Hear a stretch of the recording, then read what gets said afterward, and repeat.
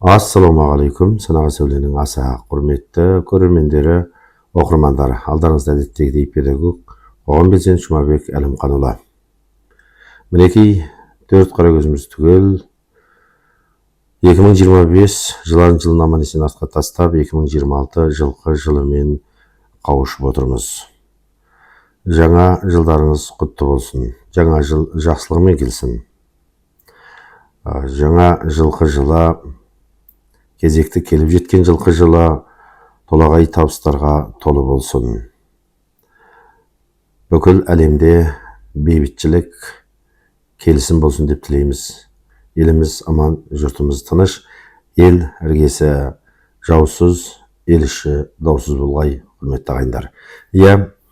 Жылқы десе ішкен асын жерге қоятын, жылқы жалында өскен, ат құлағымен ойнап өскен, алғаш жылқы жануарын табиғаттағы тарпаң жабайы жылқыны қолға үйреткен 6000 жылдың алдындағы біздің арғы ата-бабаларымыз болғаны айта әлемге белгілі ғой. Енді осы келіп жеткен жылқы жылы қазаққа бір жылы жыл, керемет жыл, қазақ жақсылыққа ырымдайтын халық.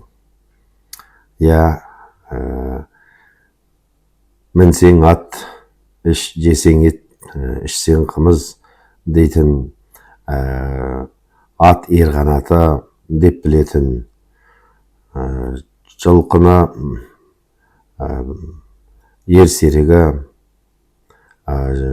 және жылқыны түліктерінің ішінде ең жақсы бағалап қадірлейтін қазақ үшін шынымен де жылқы жылы бір қайырлы жыл, және аса бір сыйлы жыл болып бағаланбақ. Енді 1990 жылы 25 қазан егемендік декларациясын жариялаған жыл, яғни тәуелсіздікке қадам қойып, мынау сан ғасырлық құлдық бұғауынан босауға талпынған жыл, сол Қызыл империяның құрсауынан құтылуға ұмтылған күн, сол жыл мінекей жылқы жылы болып келеді екен. Қараңыздар, қандай ғажап. Сосын келесі 91 жылы қой жылы, 16 желтоқсан тәуелсіздігіміз ресми жарияланғаны баршаларыңызға белгілі. Көрдіңіздер ме? Жылқы жылынан бастау алған, тәуелсіздікке тасталған мына қадам қой жылының соңында ресми бабалардың сан ғасырлық қан төгісінің бодауына, кешегі қуғын сүргінге ұшыраған алаш арыстарының, ұлт зиялыларының, небір күрескер азаматтардың, сан миллиондап қырылған қараша халқымыздың, боздақтарымыздың қан бодауына осылай тура жылқы жылында бұйырды. Ғажап емес пе? Бұл ешқандай да бір кездейсоқтық емес. Неғып басқа жылдарға түсіп қалмады? Бір мүшел 12 жыл мүшелмен жыл қайратын қазақ, сол әр жылға бекітілген жануарлардың ішінде тышқаннан басталатын. Соның ішінде мінекей тура жылқы жылы біздің азаттық күніміз туған еді. Қандай керемет. Бұл жай ғана сәйкестік емес. Бұл жай ғана бір кездейсоқтық емес. Бұл сондай бір құдіреттің жаратқан иеміздің қалауы, Тәңіріміздің нәсіп етуі, Құдайдың бұйыртуы, Алланың қалауы ғой. Ғажап. Сондықтан да жылқы жылы қазаққа бір ырысты жыл, жұғысты жыл, аса бір сыйлы жыл деп мен қуана айта аламын. Және осыны жылқыны жануарын жанына серік еткен, жылқы дескен асын жерге қойған әр қазақ азаматы осы жылқы жылында өте бір жақсы ырымдап қарсы алады, бағалайды деп білемін.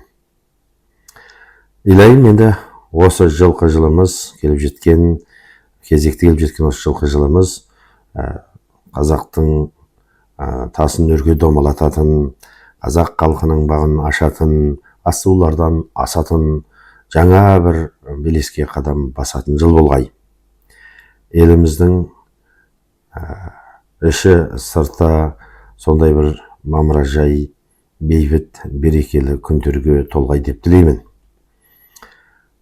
Осы ұлан байтақ бабаларымыздан аманат болып қалған даламыздың шетіне жау баспасын дейміз. Оны бастырмау бәрімізге бас тартпайтын міндет.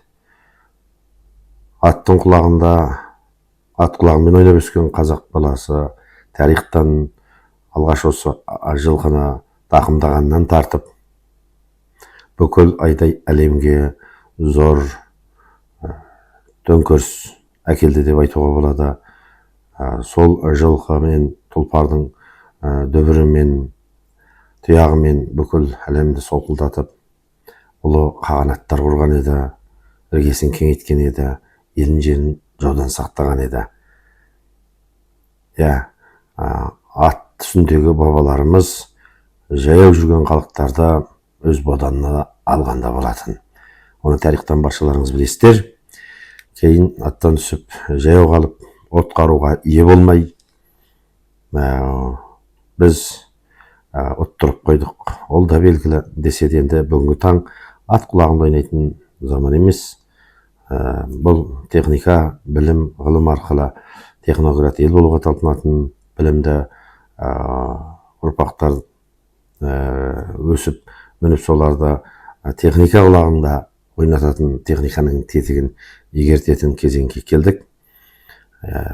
Оғанда көптеген білімді, білікті жастарымыз әр салада өзінің іскерлік қабілеттерін көрсетіп жатыр. Жауыннан кейін саңырауқұлақтай қаулап өсуде деп айта аламыз илайым.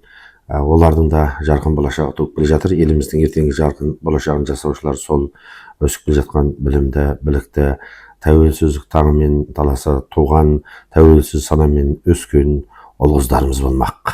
Ертеңгі біздің жарқырайтын аспандағы жұлдыздарымыз болмақ. Сондықтан да құрметті ағайындар, ертеңгі күннен күдер үзбейміз. Ертеңгі күннен тек жақсылық іздейміз. Осы келіп жеткен жылқы жылын бір керемет тәуелсіздіктен кейінгі бұл келіп жеткен жылқы жылы міне қараңыздар.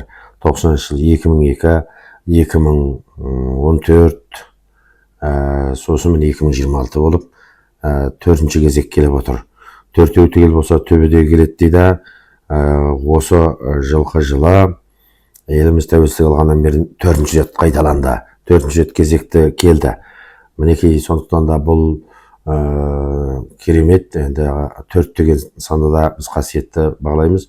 Дүниенің 4 құбыласы, 4 түгел болса жаңа төбедегі келеді дейміз. Тура солған келіп тұрған сыңайлы. Ырымдасақ жақсылық қарымдайық, құрметті ағайындар. 4-ші кезекті мынау келіп жатқан тәуелсіздіктен кейінгі жылқы жылымыз шынымен де қазақтың айын оңынан тудырады деген бір жақсы ниетте, сондай бір ырыммен сенімге тиянақтап отырмын. Дінімізде де жаңағы ырымдасаң жақсылық қарымда дейді. Қазақ халқы негізінен барлығын жақсылық қарымдаған, жаман түс көрсе де соны жақсы болуына жорыған. Керемет қой. Барлығымыз сондай бір жақсы тілекте болайық, ниетте болайық. Ниетіне қарай береді дейді ғой. Ниетіміз дұрыс болса, ал сеніміміз бекем болса, бірлігіміз мығым болса, бізді сырттан еш жау ала алмайды. Ал ішімізден ірісек, береке бірлігіміз бүлінсе, ол кезде бізді оп-оңай үптеп алады. Топтанған тозған қазды топтанған қарғалады деген мақал бар. Құрметті ағайындар, сондықтан берекені ту етіп, еліміздің, жеріміздің бүтіндігін көзіміздің қарашығындай сақтайық, берекесі бекем ел болайық. Осы келіп жеткен 4-ші кезекті жылқы жылын сондай бір шат-шадыман, жақсы ниет көңілмен қарсы алайық, және жақсылық қарымдайық. Жақсылық қарымдасақ, жақсылық болады. Бұл даусыз. Өйткені адамның сенімі, ниеті тас түйін бекем болса, расында сол нәсіп болады. Иә, бұл тәңірден нәсіп болады. Құрметті ағайындар, Құдай тағала да осы ниетіне қарай беретіндігі белгілі емес пе? Ниетіміз осы болсын. Осы келіп жеткен жаңа жылда, 4-ші кезек жаңа жылды біздің 4 құбыламыз түгенделетін, төбедегі төртеуіміз келетін, есе теңдігіміз болатын, сондай бір қазақтың басы оңға қарайтын, тасы өрге домалайтын сондай керемет жыл болсын дейік. Иә, жылқы жылымыз жайлы болсын, дастарханымыз, қазанымыз майлы болсын. Жаңа жылдан жаңа жылға 4 қара көзіміз түгел, басымыз аман, бауырымыз бүтін жете беруді Алла нәсіп қылсын. Сау, саламат болыңыздар.